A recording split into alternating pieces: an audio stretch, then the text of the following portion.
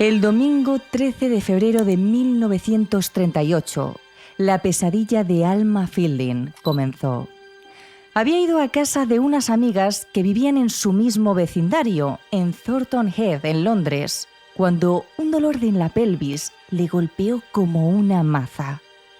A sus 34 años, Alma, que había sufrido de una salud endeble desde niña, ya sabía lo que tenía que hacer: volver a casa y tomar sus medicinas. Durante varios días, Alma estuvo sola en la cama, en un estado entre la vigilia y el sueño, hasta que su marido se unió a ella. Leslie, veterano de la Primera Guerra Mundial, que trabajaba normalmente como constructor y decorador, no había podido evitar quedarse en la cama durante unos días. Le habían sacado los dientes que le quedaban para ponerle una dentadura postiza, así que las encías le sangraban profusamente. El jueves, una fuerte tormenta despertó a la pareja en medio de la noche. Un rayo cayó cerca.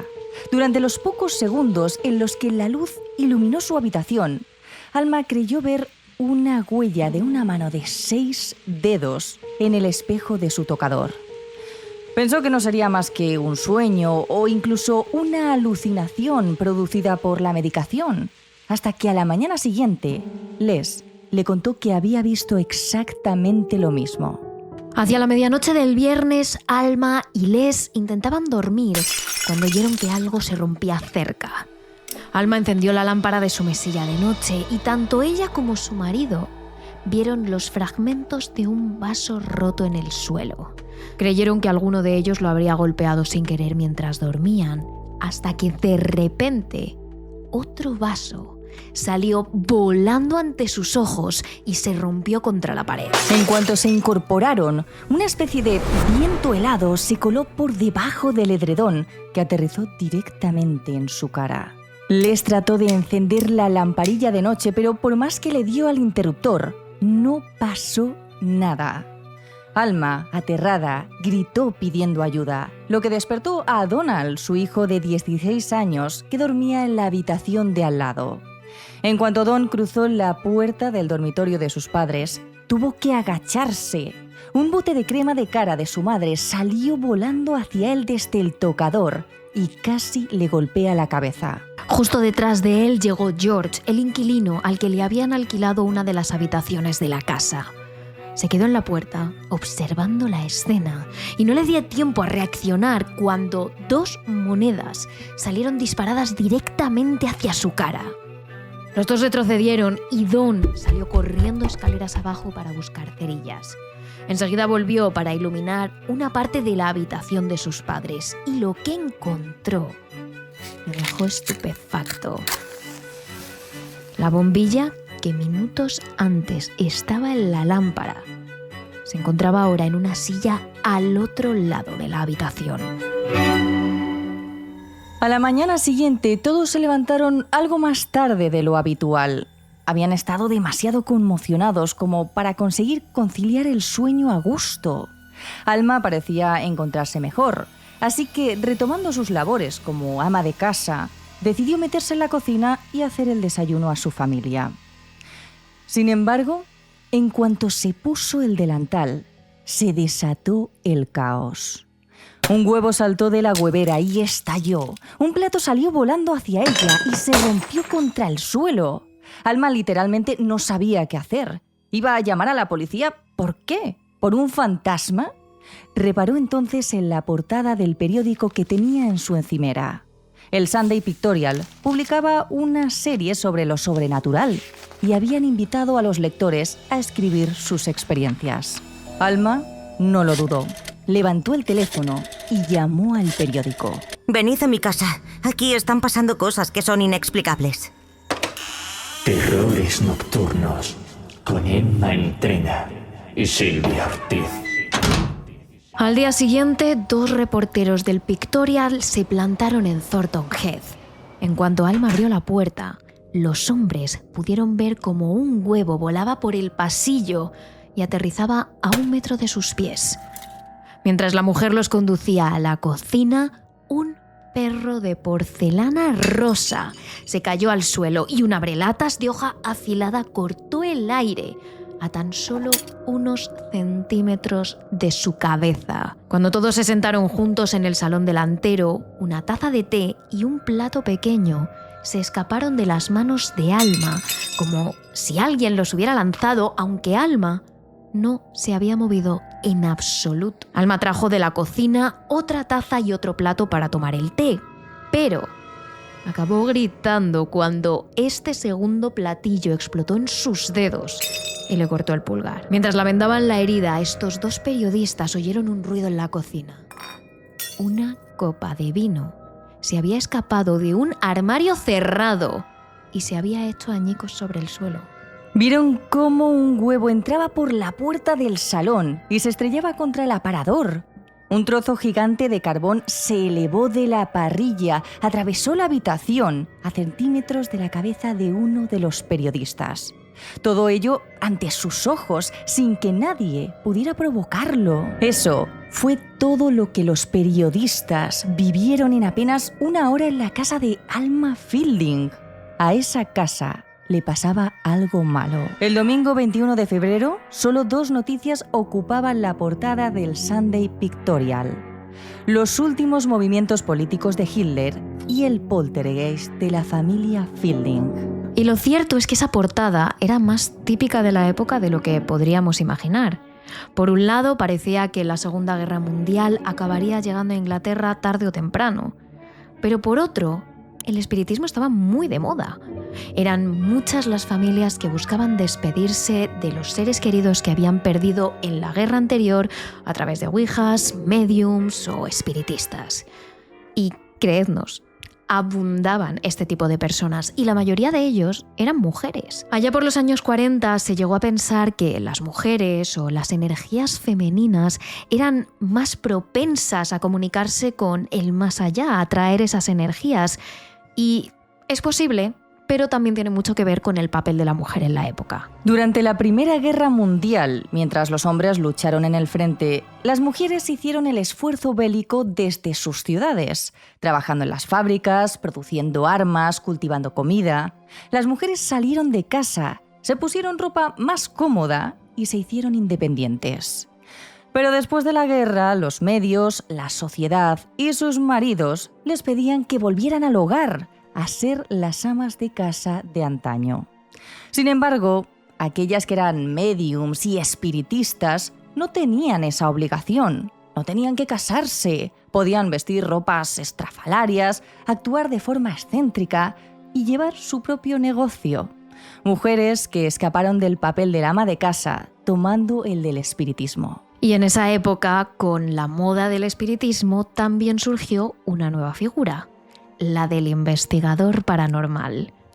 Muchas personas se dedicaban a seguir el rastro de estos espiritistas. Trataban de descubrir mediante la ciencia, o lo más parecido a ello, si lo paranormal era real. Incluso surgieron grupos en las universidades que se dedicaban a ello. Uno de ellos, Nandor Fodor, director del Instituto Internacional de Investigaciones Psíquicas, se interesó mucho en el caso de los Fieldings, tras leer precisamente el Sunday Pictorial. Pero cuando el siguiente lunes la noticia saltó a un diario serio como era el Daily Mirror, Fodor supo que tenía que investigarlo. Los reporteros del Mirror decían haber visto cómo un libro se deslizaba de una mesa y acababa rompiendo una ventana de cristal, mientras Alma estaba sentada, quieta, ante sus ojos. Fodor, periodista de profesión, era sin embargo un escéptico y decidió enviar primero a su asistente, Lawrence Evans, un joven experto en vídeo, para que comprobara la veracidad del caso. A la mañana siguiente, Lawrence le contó sus conclusiones. En la sala de estar vio como una copa de vino saltaba de la mano de Alma y se rompía en el aire para luego caer al suelo. Un segundo vaso hizo lo mismo, esta vez aterrizando sobre la alfombra. Un tercero golpeó la lámpara eléctrica del techo. Aunque estaba sentada, Alma tembló violentamente y su corazón se aceleraba. Así lo comprobó él mismo cuando la tomó el pulso. Un jarrón de porcelana azul que Lawrence vio con sus propios ojos en la habitación de Don, unos minutos atrás, acabó roto contra el suelo del comedor. Todo ello mientras Les estaba trabajando y Don estaba en casa de un vecino, donde lo habían mandado a sus padres para que no corriera peligro. Nadie podía haber hecho aquello. Sin dudarlo, lo calificaría como paranormal, le dijo Lawrence a Fodor. El 24 de febrero, Fodor llamó a la puerta de los Fielding. Le costó llegar hasta la entrada debido a la multitud de curiosos que se agolpaban allí. Les abrió la puerta al húngaro y le enseñó la casa mientras decidía si debía presentarle a su esposa o no. Finalmente, Alma bajó de la planta de arriba junto a Don y a George. A Fodor le llamó la atención lo atractiva que era. Pelo negro y rizado, ojos oscuros, estilizada, eso sí, con unas grandes ojeras negras bajo sus ojos. Lo primero que hizo Fodor para ganarse la confianza de la familia fue echar a la multitud de curiosos que les acosaba y pedir a la prensa que no les molestase más. Tal y como él mismo cuenta en sus archivos, Fodor llamó al Corydon Times y les dijo lo siguiente. Alma está bien, pero no quiere ver a nadie. Hay muchos familiares aquí y los acontecimientos continúan. En primer lugar, cuando empezaron a suceder, se puso en contacto con la prensa porque pensó que podían ayudarla. Ahora está cansada de toda la publicidad que esto está recibiendo. Después de eso, Alma aceptó sentarse junto a él en el salón principal de la casa y someterse a una entrevista. Fodor parecía muy interesado en su pasado y Alma no tenía problema en hablar. Ella nació en 1903. Para entonces sus padres eran fontanero y una modista. Pero lo cierto es que antes de que ella naciera, su madre había sido una artista, había actuado y había escrito varias obras. Y eso hizo que Alma siempre soñara con ser actriz y con llamar la atención. Además, su tío George se dedicaba al mundo del circo y cuando Alma era una niña, le enseñó a caminar por la cuerda floja, a ser trapecista, a hacer acrobacias y a bailar. Y todo esto reforzó aún más su sueño. Sin embargo, todo esto se truncó por la salud frágil de la que os hemos hablado antes. Los bombardeos de la Primera Guerra Mundial obligaron a sus padres a mudarse y las malas condiciones hicieron que Alma cogiera un montón de enfermedades que la dejarían huella para siempre. Sarampión, amigdalitis, escarlatina, tosferina. Después de eso, Alma se caía con facilidad, sufría dolores de huesos e incluso llegó a perder la vista por un tiempo, por lo que al final tuvo que conformarse con ser ama de casa. En 1917, Alma conoció a Les, hijo de un carpintero de ataúdes que había regresado de la guerra herido con metralla en un muslo, y por ello, el padre de Alma nunca lo aceptó. Sin embargo, Alma no tuvo más remedio que casarse con Les de forma apresurada y sin el beneplácito de sus padres, porque para ese momento ya estaba embarazada de 3 meses del que sería su hijo Don. Después de eso, Alma y Les habían encontrado su casa en Thornton Head. Él ganaba un buen dinero con su trabajo mientras ella cuidaba de Donald y ocasionalmente se reunía con sus vecinas para tomar té y comentar sus lecturas. Durante la Gran Depresión, Alma vio la oportunidad de salir de casa y regentó un bar en Thornton Head para aportar algo a la casa. Pero en cuanto su marido se recuperó, ella tuvo que volver al hogar. Su primera experiencia extraña, le contó Alma, llegó en 1930. Estaba jugando a las cartas con su marido y otras parejas del vecindario cuando comenzó a sentirse adormilada, tanto que casi acabó por desmayarse en el sofá. Fue entonces cuando, por primera vez, contactó con un espíritu, el de su padre, fallecido hacía 5 años por la tuberculosis. Mi padre se inclinó sobre mí y dibujó una cruz con los dedos en mi pecho izquierdo. Cuando volví en mí misma, vi una marca en mi pecho en forma de cruz, como si sus dedos hubieran podido traspasar mi sueño. A la mañana siguiente, la marca era una cicatriz blanca y debajo de la cicatriz había un bulto. Pedí cita con mi especialista, que dijo que tenía un crecimiento canceroso y tuvo que extirparme el pecho. Fodor comprobó entonces que Alma tenía todas las marcas que debía tener según su historia.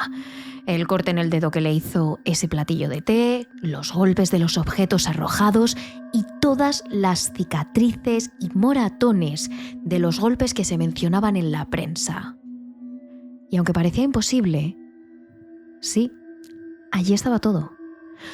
Fodor preguntó entonces a Alma si ella se consideraba una psíquica, una persona capaz de prever el futuro. No sé, me dicen que lo soy porque a veces le cuento a la gente cosas que suceden. Una noche que Don había sufrido un accidente, le advertí que tuviera cuidado. Esa mañana lo atropelló una bicicleta. Fodor, como otros psicoanalistas, como el propio Freud, tenía la teoría de que los eventos paranormales no eran provocados por fantasmas, sino por la energía descontrolada que tenemos las propias personas. Y tras escuchar a Alma, supo que estaba en lo cierto. El problema no era la casa, no es que allí hubiera un fantasma atormentando a la familia. El problema siempre había sido Alma. Tras pedirle permiso a Alma, Fodor llamó por teléfono a sus compañeros del Instituto Internacional de Investigaciones Psíquicas, que no tardaron en llegar a la casa de los Fielding. Ellos eran la anestesista Gerald Willis, el asistente Lawrence Evans, el reverendo Nicole y el doctor Freyworth. Y todos ellos presenciaron sucesos que calificaron como paranormales, tanto juntos como de forma completamente independiente.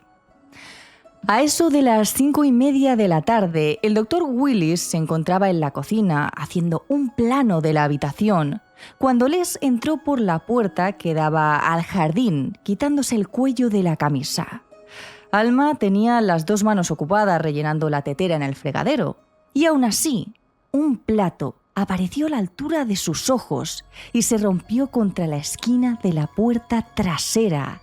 Era el comedero del gato, dijeron los Fielding, que normalmente estaba en la entrada de la casa. También observaron cómo un jarrón se transportaba de una habitación a otra e incluso cómo las copas que Alma sostenía entre las manos salían volando sin que ella ni siquiera se moviera. Durante horas estuvieron fijándose para ver si encontraban el truco. Buscaron cables, hilos, imanes, poleas, todo lo que se les ocurrió. También estuvieron atentos por si Alma tuviera cómplices entre los miembros de su familia, o si ella estaba haciendo trucos de manos. Pero no encontraron nada de nada. Aquello parecía realmente paranormal. Y así se lo dijo Fodor al Sunday Pictorial tras varios días de experimentos en casa de los Fieldings. Alma está bien, pero no quiere ver a nadie. Hay muchos familiares aquí y los acontecimientos continúan. En primer lugar, cuando empezaron a suceder, se puso en contacto con la prensa porque pensó que podían ayudarla. Ahora está cansada de toda la publicidad que esto está recibiendo. Sin embargo, Fodor quería llevar la investigación paranormal un poco más allá. Quería utilizar todas las técnicas científicas posibles para comprobar si aquello que atenazaba a Alma era realmente sobrenatural. Sabía que en aquella época los fraudes en ese campo eran comunes. Por eso, retó a Alma a ir a su instituto, donde realizarían una serie de experimentos a plena luz, con un montón de expertos como testigos y con toda la tecnología disponible. Y aunque Alma estaba de acuerdo con realizar los experimentos necesarios, Les, su marido, no estaba dispuesto a dejar a su mujer a solas con un grupo de hombres. Sin embargo, una noche sucedió algo que le hizo cambiar de opinión. Acababa de acostarme cuando la cama comenzó a sacudirse y luego se elevó en el aire. Cuando cayó, sacudió la casa porque es muy pesada, es una cama de roble. Pensé que había alguien debajo de ella y grité, y Les vino corriendo. Dijo que se tumbaría conmigo, pero cuando apenas se había acostado, la cama se levantó de nuevo. Entonces una silla a mi lado dio 3 vueltas por la habitación. Los experimentos comenzaron el 25 de febrero. En un principio se llevaron a cabo en Walton House, la sede del instituto, y siempre comenzaban de la misma manera, cacheando a Alma. Varias mujeres, incluyendo a Irene, la esposa de Fodor, y a la condesa Nora Weidenbrook, una mujer inteligentísima, se unieron al equipo.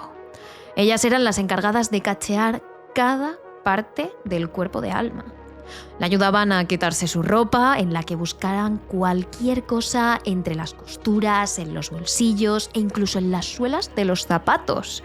Y le ayudaban a ponerse un mono y unas zapatillas previamente aprobados por el instituto. Después, Alma pasaba a una sala bien iluminada, con las cortinas abiertas, sin puntos ciegos y con hasta 12 expertos del instituto como testigos que monitorizaban a la mujer sin perderla de vista ni un segundo. Realmente, hasta lo acompañaban al baño cuando era necesario. En los primeros experimentos, Alma simplemente se dedicó a tomar té en una mesa en medio de la sala con la condesa y con otras mujeres. Todos observaron cómo la porcelana saltaba de la mesa, las tazas se rompían y los platos giraban en el aire. Allí sí que era imposible que hubiera cables o que hubiera cómplices. Tras varias sesiones, Fodor aumentó la dificultad. Simplemente sentó a Alma en un sofá en aquella sala vacía y se dedicó a pedirle a aquello que fuera que acosaba a Alma que se manifestara. Poco después, en el cuello y en el brazo de Alma aparecieron varias marcas de garras, como si alguien la hubiera arañado allí mismo, ante los ojos de todos. En las siguientes sesiones, Alma llegó a manifestar objetos en sus manos de la nada. En ellas aparecían monedas, broches, pequeñas figurillas y realmente todo tipo de objetos. Por supuesto, ninguno de ellos podía haber estado escondido en su ropa o en la sala. Fodor estaba completamente fascinado, pero Alma fue aún más allá.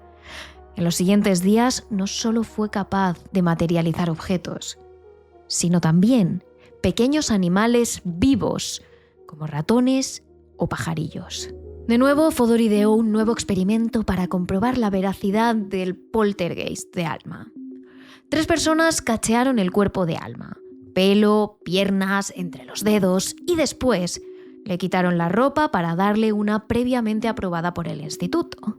Después, Fodor y el Dr. Willis la llevaron al Museo de Victoria y Alberto, en Kensington, donde el personal de seguridad la cacheó de nuevo. Los 3 recorrieron el museo durante algunas horas antes de volver a Walton House, donde de nuevo Alma fue cacheada exhaustivamente sin que se encontrara nada. Sin embargo, en cuanto la mujer se sentó en el sofá, una antigua lámpara de aceite de terracota apareció entre sus manos. Fodor midió y pesó la lámpara. Era imposible que aquello hubiera estado oculto entre su ropa y también que hubiera estado dentro de su cuerpo. Fodor siguió realizando todo tipo de experimentos con Alma, además de someterla a sesiones psicológicas, psicoanálisis y demás técnicas de la época. Sin embargo, algo cambió completamente el paradigma de Fodor. Una noche, Alma ya no solo sintió un movimiento de objetos, sintió una figura espectral que la marcó físicamente. Así lo contó la propia Alma. Me quedé dormida alrededor de las 10, pero a la medianoche me desperté con la sensación de que había algo a mi lado, algo parecido a un cuerpo. No podía moverme ni hablar y sentí que la sangre se me escapaba.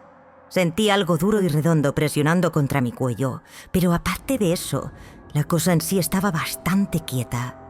Estaba haciéndome daño en el cuello, como pellizcándome, presionándome los músculos de tal manera que me estaba paralizando. Quería alejarme, pero no podía. El cuerpo que me presionaba era un peso muerto, frío y desagradable, y había un olor como si en la cama hubiera carne en mal estado. Efectivamente, ese día Alma tenía marcas en el cuello. Por su estado, dijo el Dr. Willis, se había producido a eso de la medianoche. Fodor invitó entonces a las sesiones a Eileen Garrett, una de las médiums más prestigiosas de la época, para que llevara a cabo sesiones de espiritismo junto a Alma.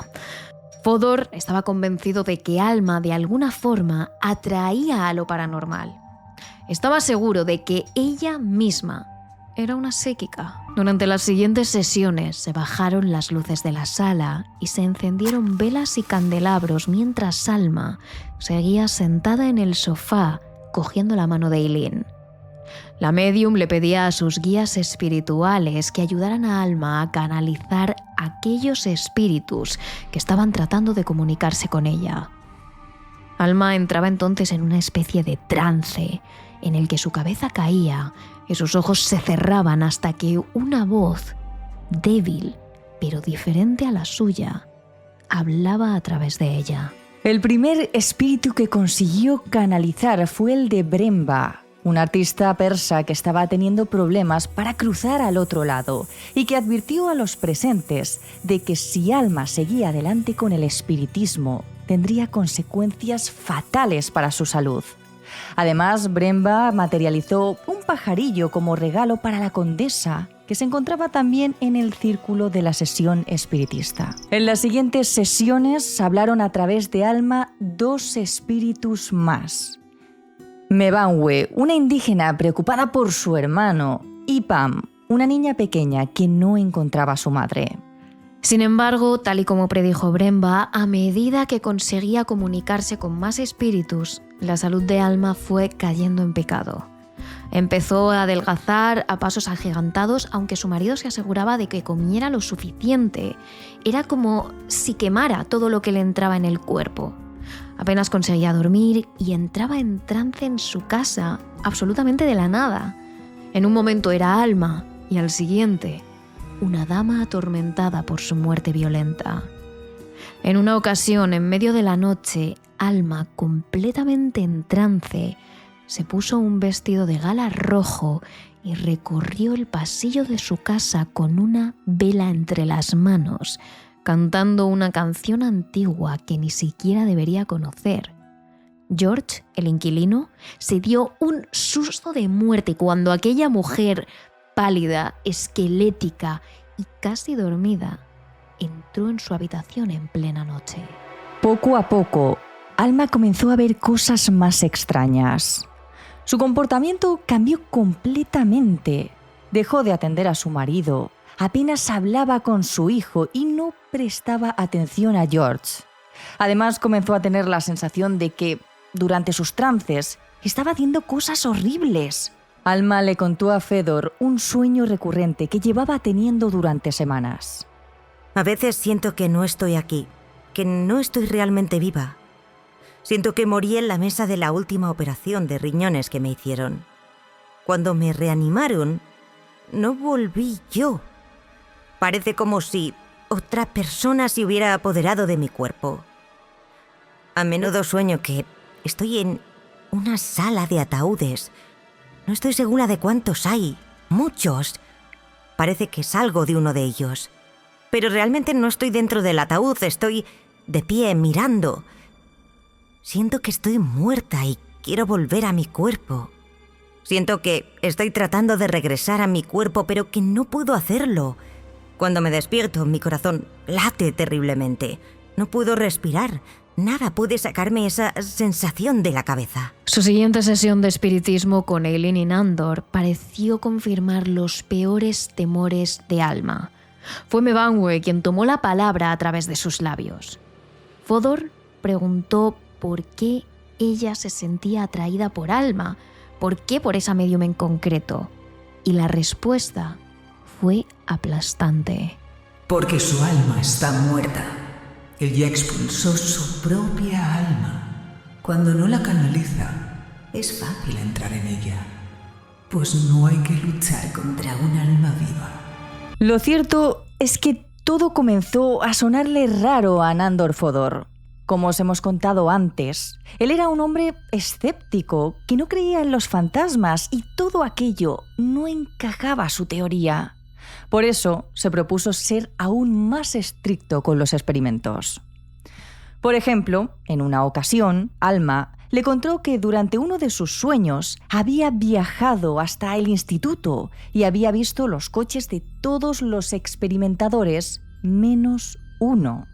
Y efectivamente, aunque nadie se lo había dicho a Alma, aquella noche todos se habían quedado allí, menos uno que había tenido un problema con el coche. Todos los miembros del equipo se quedaron fascinados. Pensaban que Alma podía transportarse astralmente, pero Fodor fue más allá. Buscó a personas que hubieran estado allí la noche anterior y encontró a un chofer que había visto a Alma, y no en forma de fantasma ni nada por el estilo, sino en persona. Además, en una ocasión, sin previo aviso, Fodor realizó una radiografía a Alma antes de una de sus sesiones. Se había fijado en que la mujer se movía mucho cuando materializaba objetos de la nada y quería comprobar una teoría. Por eso le hizo una radiografía del torso y otra de la pelvis. Durante la sesión, Alma consiguió materializar 2 objetos, una cajita en forma de corazón y un broche en forma de águila. 2 objetos que coincidían exactamente con las manchas encontradas en su radiografía. Fodor lo tenía claro. Alma había introducido esos objetos en su garganta y en sus partes íntimas para sacarlos durante la sesión. Al fin y al cabo, había sido entrenada para ser una artista de circo, una contorsionista. En cuanto se lo contó al resto del equipo, lo tuvieron claro. Alma era una farsante y uno a uno comenzaron a dimitir de la investigación. Sin embargo, Fodor no lo veía tan claro. Era posible que Alma hubiera exagerado, que se hubiera tragado cosas o que hubiera estado falseando sus viajes astrales. Pero había otras posibilidades, que tuviera un desdoblamiento de la personalidad, amnesia deambuladora. Y por otra parte, había cosas inexplicables.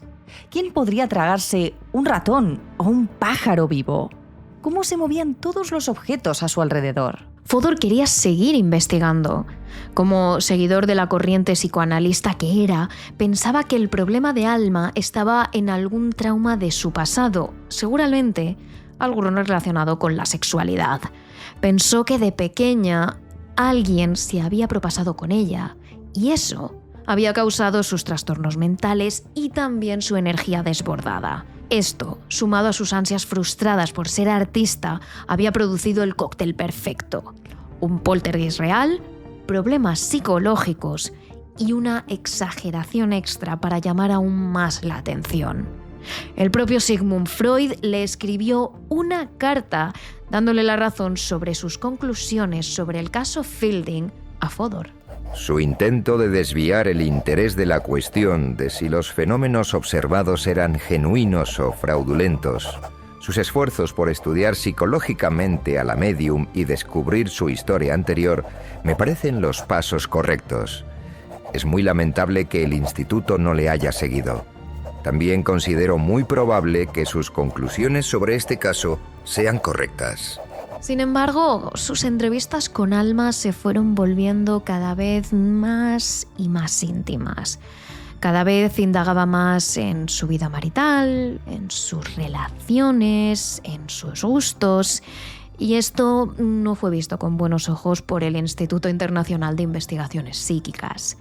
Sus compañeros llegaron a creer que Fodor tenía algún tipo de obsesión con Alma y acabaron por expulsarle de allí.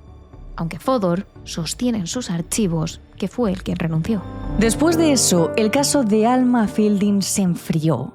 La prensa londinense dejó de sacarlo en primera plana. Fodor se mudó a Nueva York, donde escribió varios artículos y libros sobre el caso, y Alma se mudó junto a su familia a un pequeño bungalow en el campo. Lo cierto es que Alma, según contó ella misma a la prensa, siguió conviviendo con el poltergeist durante toda su vida. Se acabó por acostumbrar a que los objetos volaran en casa e incluso llegó a realizar varias sesiones de espiritismo en su casa. Muchos psicólogos, psíquicos e investigadores han estudiado este caso sin llegar a una conclusión realmente clara. Algunos creen que todo es un fraude, otros que Alma tenía problemas psicológicos causados por su traumática vida marcada por la guerra, la enfermedad y la frustración. Y algunos otros siguen creyendo que Alma es una poderosa medium, aunque pudiera exagerar un poco las cosas. Y si os habéis quedado con ganas de más casos paranormales, este jueves tenéis capítulo. En nuestro extra de Patreon, iVoox y Spotify os hablamos del poltergeist de Rosenheim, un caso que dio la vuelta al mundo por la cantidad de acontecimientos paranormales que se vivieron en nada más y nada menos que una oficina. Y ya sabéis que si queréis una dosis diaria de misterio, nos podéis seguir en nuestras redes sociales. Somos terroresnocturnos.trn en Instagram, en TikTok y en Threads, y terrores_trn en Twitch y en nuestro canal de YouTube, así que os esperamos.